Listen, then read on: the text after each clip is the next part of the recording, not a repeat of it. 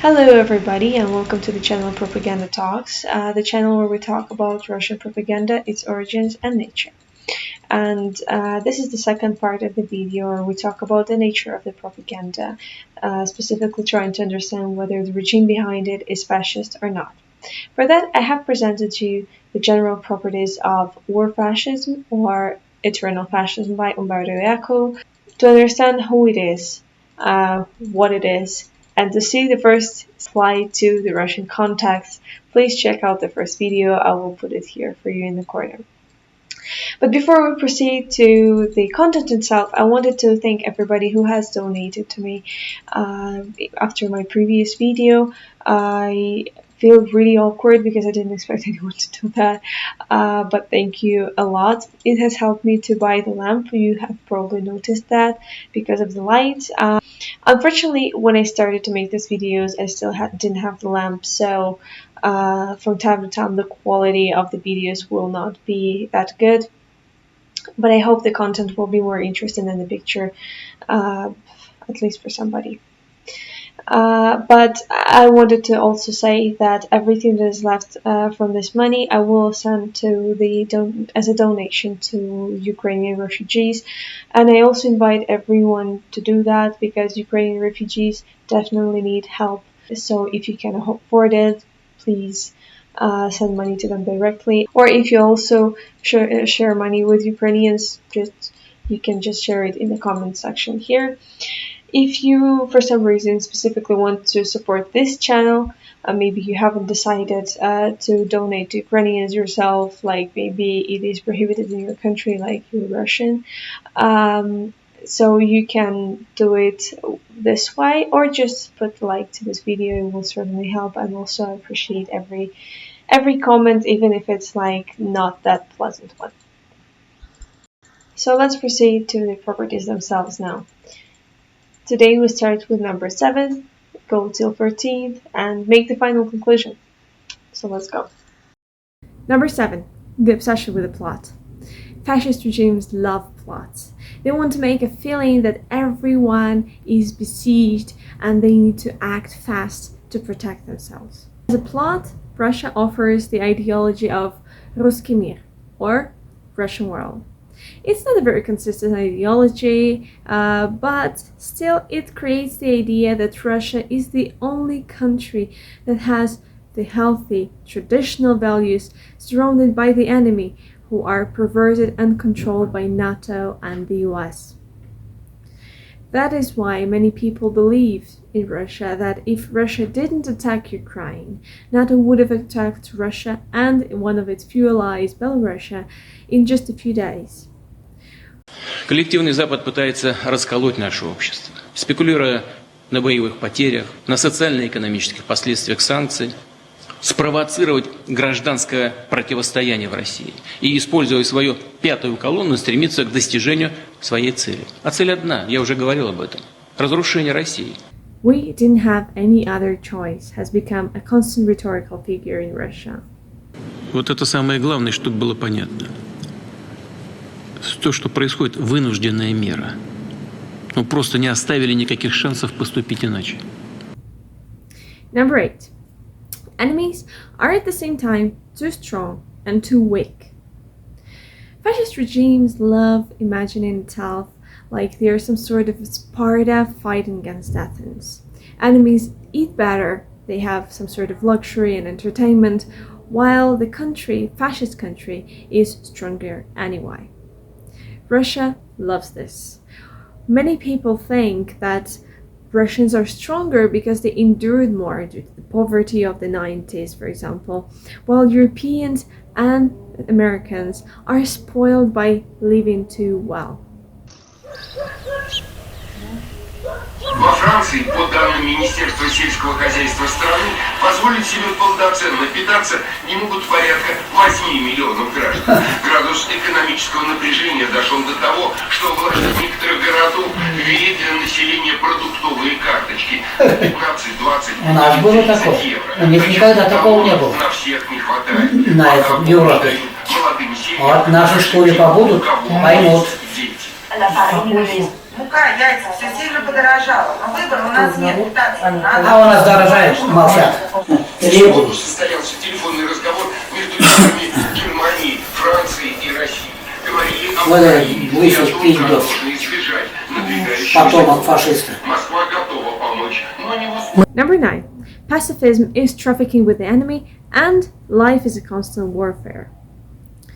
Well, all this talk about NATO enemies surrounding Russia and Russia having to fight with it all the time, I guess it speaks for itself. Life is a constant warfare is the reason behind the decision of Russian Ministry of Education of including the basic military training into the school program for kids from 11 years old.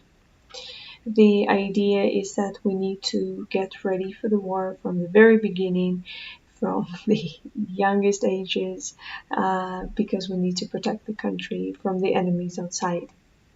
This course will be actually not something new at the school program, because we already have the school subjects called the basics of life safety or life safety at the university, which are the obligatory courses for everyone, where we learn what to do in case of fire at home or at the factory, what to do in case of a chemical explosion, nuclear explosion, where to hide in case of a nuclear attack on the country, and at some schools they still learn how to assemble and deassemble AK-47. Russians believe that they need to be ready to the war all the time, and they need to invest into the development of the weapons all the time, because NATO can attack any minute. All that goes along with the announcement of the new laws right before the mobilization. Putin signed the law that returns the Soviet norm of punishing those people who became hostages, unless it happened when they were unconscious, because it's the only way when you can become a hostage unwillingly. Now, all hostages will be imprisoned for up to 10 years when they come back to Russia from the war. The same punishment goes for those who refuse to participate in the war. Number 10. Contempt for the weak and elitism. Fascist regimes believe that there is a hierarchy of people. Like the most famous hierarchy was created by Nazi Germany, where there were not only the hierarchy of the country itself, but also the hierarchy of races. In Russian context, it's slightly different. Russians are better than any other else, but Russians are weak. They don't know how to decide by themselves. That's why they need a strong leader, just like Putin himself, who is basically the best Russian there is. Putin is thought to be the only Russian who is capable of leading the nation, and that's why we have examples of Volodin speaking this. А после Путина будет Путин. And of course, Russians are thought to be the best, obviously better than at least the collective West, fully controlled by the US, or other ex-Soviet republics who are called with slurs that I'm not gonna say here, but you can look at my old video. That's why Russians need to rule all the territories they once owned, because this is just pure happiness. How couldn't you understand that? Number 11. Everyone is educated to become a hero. Dying for your country has been a typical thing to do in Russia since the Soviet Union. Every Russian, me included, has grown up listening the stories from the veterans about their heroic friends who exploded themselves to stop the Nazi from entering the country, or killing as many as possible by killing themselves. That is why Russians believe that everyone really needs to be a hero. Many Russians don't even trust the opposition, who hides in the safe place, like, for example, Maxim Katz. Яша, как ты считаешь, он сделал правильно то, что он остался и стал дожидаться ареста? Я не могу тут говорить правильно или неправильно. Это две разных стратегии. Кто-то готов на такие риски, а кто-то нет. Я вот, опять же, вырос в Израиле, и я вырос в другой немножко культурной среде. Особенно в этом вопросе она сильно отличается. В России есть такой культ геройства. Люди любят политиков-героев, которые готовы жертвовать собой.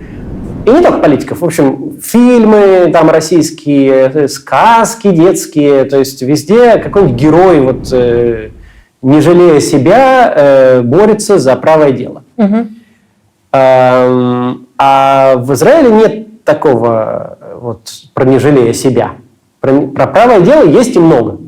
А вот про то, что надо пожертвовать собой, вообще этого нет. Ладно, тут армии каждого солдата чтят и делают из него героя. Конечно, но нигде в этой армии не предлагается солдату погибнуть за страну.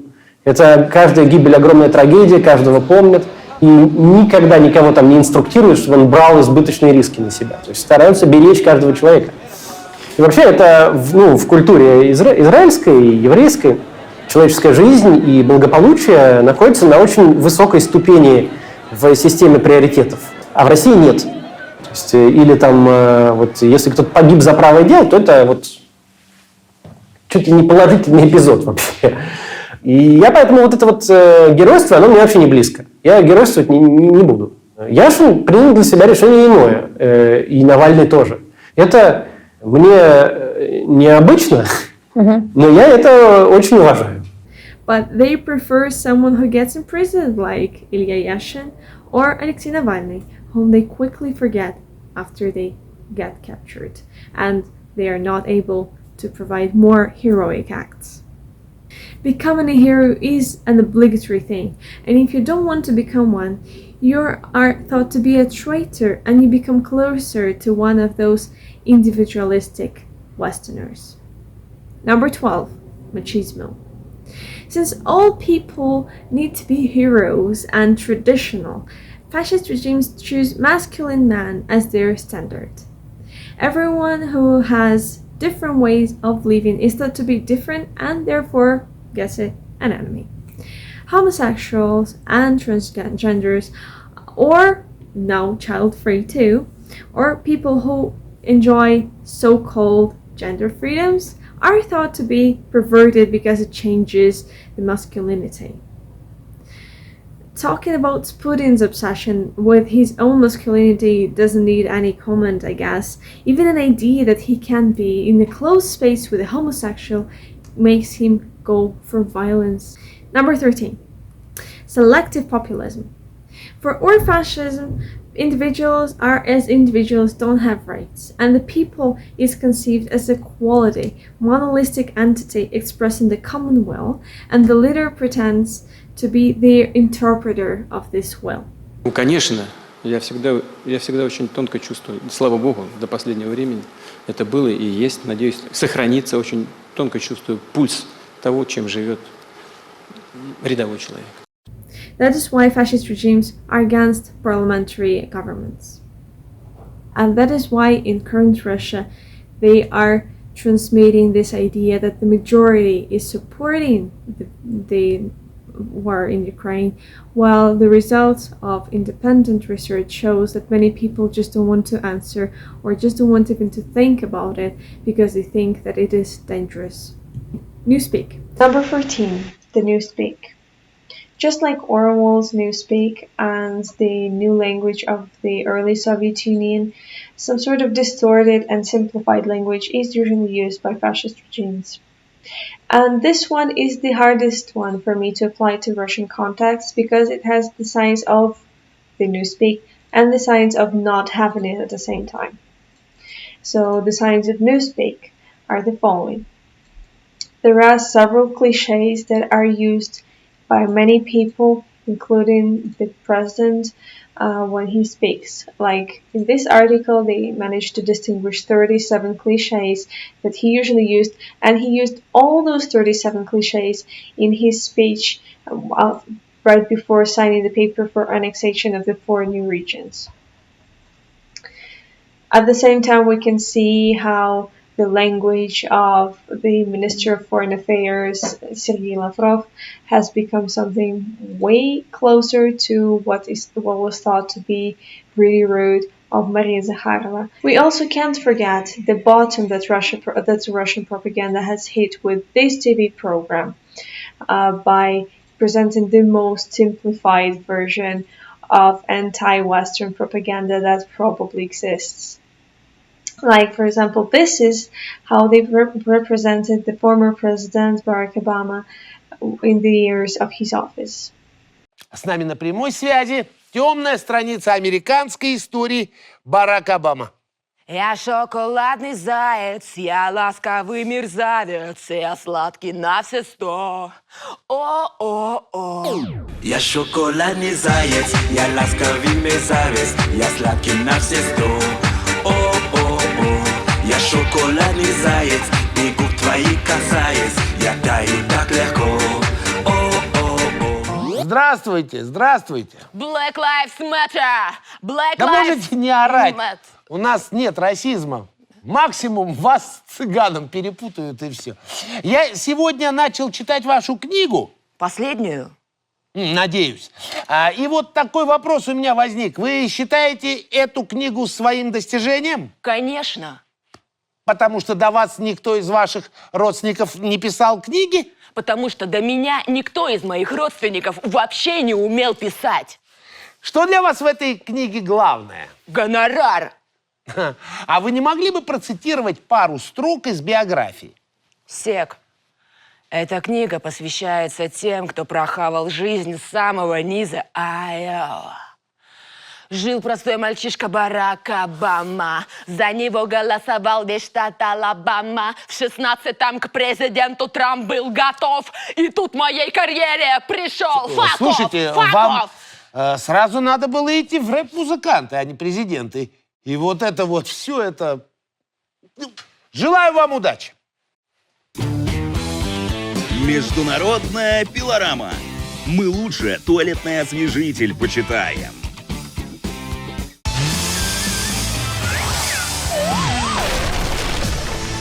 They have many episodes on different world leaders. This is so embarrassing. I don't recommend you to watch it. And although Russia has been having the war for months, saying the word war is still prohibited in Russia. Like, you can see this thing that I always put whenever I say the word war, because this is the only way to say it out loud and not be punished. But if you say this word like this deputy did, you can be imprisoned just like he was. There are many other words that are probably not that famous in the Western media. Like, for example, instead of saying the word explosion when it talks about the Russian territory, like gas explosion that recently has destroyed some parts of the houses in Russia, we say the word chlapok, which literally means a clap. So it's not the gas explosion. It's not the gas explosion, it's the gas clap, which is, as you can understand, absolutely absurd. What type of clap is that? Just like it was prohibited to talk about the explosions of Kerchensky Kerch Bridge, and instead the media were supposed to talk about how it was being fixed after some small damage. It was, I'm not sure, I will put it here, but as far as I remember, the word damage was limited in use. So we do have some new words, and like this special military operation, partial mobilization that doesn't exist according to the law. Many things are created, but at the same time, it's not a language itself yet. Like in the early Soviet Union, that was the inspiration for Orwell's Newspeak. It hasn't reached that point of using so many new words, so many new abbreviations. But the language has obviously simplified the arguments too, and the way people are supposed to think is also has also simplified, which is actually, according to Umberto Eco, is the aim of Newspeak in fascist regimes. So I would say that this one is like half yet, but Russia is definitely going there. Okay, so that's it. 13.5 out of 14. Not a very good diagnosis for Russia, right? Russia is definitely, if not yet a fully fascist regime, is definitely heading towards it, or goes even deeper and deeper into this ideology of its incoherence every day. Is that happening in your country? If it is, please write it into the comment sections and share with us what we should be doing to avoid such situations. Maybe you have some sort of a plan on what you would do about your country becoming fascist. I believe that this is a very nice exercise to do, just to understand where your country is heading, because everyone should stay conscious about where they live. If you want to support this channel, as usual, there is information here and here. Thank you a lot if you do that, but just like and a comment would be enough. Thank you so much, and see you in the comment section. Bye bye.